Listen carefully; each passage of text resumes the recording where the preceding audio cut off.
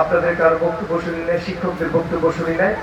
আমি যেহেতু একটা প্রোগ্রাম আছে চলে যাব, আমার একটি বিষয় যে অভিভাবকরা একটু মতামত দিবেন, তার এই প্রেক্ষিতে আমরা কিন্তু যেন আমাদের এই শিক্ষার্থীদের ভালো করার জন্য যেই প্রস্তুতি, সেই প্রস্তুতিটা যেন আমরা নিতে পারি।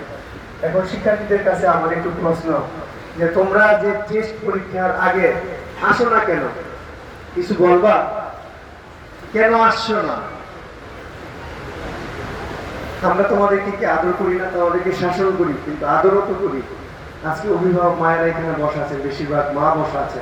আমরা কিন্তু একটা কথা বলি যে বাবা মার অবর্তমানে কিন্তু আমরাই তোমাদের বাবা মা।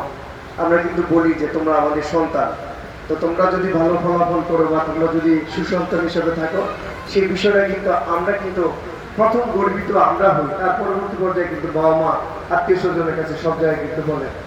তো যাই হোক, আমি আমার বক্তব্য আর দীর্ঘায়িত করবো না। এখানে সমিতির সভাপতি সাহেব আছেন, সমিতির অধ্যক্ষ সাহেব আছেন, সমিতির শিক্ষক আছেন।